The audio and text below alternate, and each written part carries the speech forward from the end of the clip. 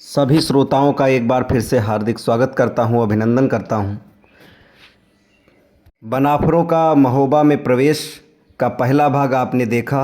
आज दूसरे भाग की तरफ कहानी को आगे बढ़ाते हुए हम लोग आगे चलते हैं। इधर करिया राय उरई नरेश माहिल के बहकावे में आकर महोबा पहुंचा। उसने प्रवेश करना चाहा तो द्वारपालों ने रोक दिया। वह तो राजमहल में लूट के विचार से आया था, अतः सोचा पहले यहीं से आतंक फैलाना शुरू करूं तो आगे सब डर जाएंगे। दशराज और बच्छराज भी बनाफर राजपूत थे। उन्होंने सोचा 3 दिन से हम यहाँ राजा के मेहमान बने हैं, उस पर किसी डाकू का आक्रमण हो तो हम चुपचाप कैसे देखते रह सकते हैं। उधर तालहन सैयद ने भी अपने पौत्रों को तैयार किया।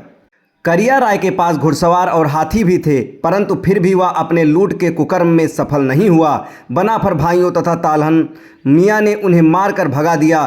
करिया राय अपनी सेना मरवाकर वापस चला गया। राजा परिमाल के महलों में इस घटना का पता चला तो उन्होंने दरबार में बुलाकर उन सब का सम्मान किया।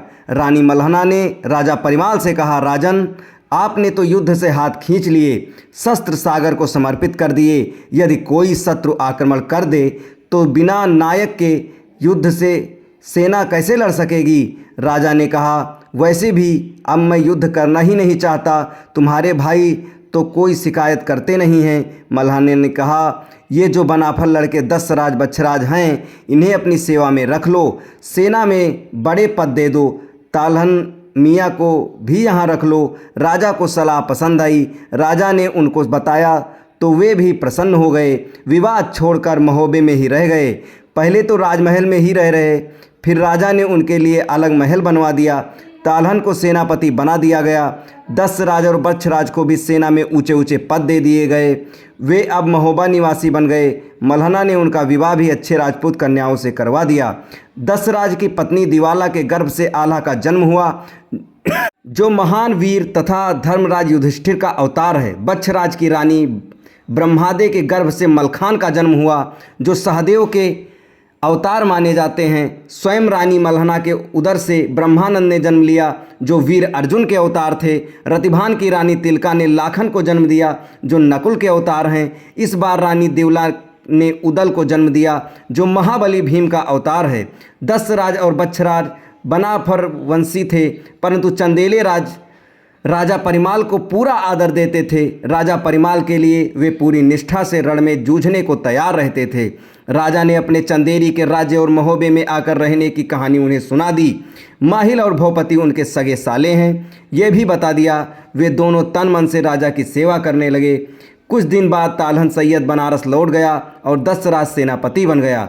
माहिल का मन बरसों बाद भी परिमाल से बदला लेने को मचलता था।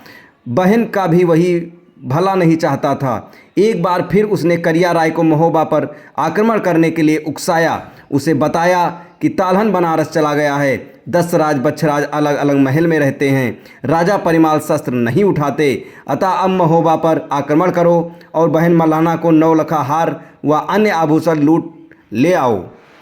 करिया राय ने भारी फौज लेकर महोबा पर आक्रमण कर दिया। आधी रात में दशराज व बच्छराज को सोते से उठा ले लिया गया और हाथ पांव बांधकर सिर काट दिए। इतना ही नहीं, वीरों के सिर उस दुष्ट ने वट वृक्ष पर लटका दिए, ताकि सबको पता चल जाए कि अब महोबा के रक्षक वीर नहीं रहे। महोबा में हाहाकार मच गया। रानी मल्हना और चंदेला परिवार की सभी रानियां रोने लगी। राजा परिमाल लाचार होकर गिर पड़े। जब वश नहीं चला तब रोना ही शेष रह जाता है। ताला सैयद बनारस में वापस लौटे तो महोबा का हाल देखकर बहुत दुखी हुए।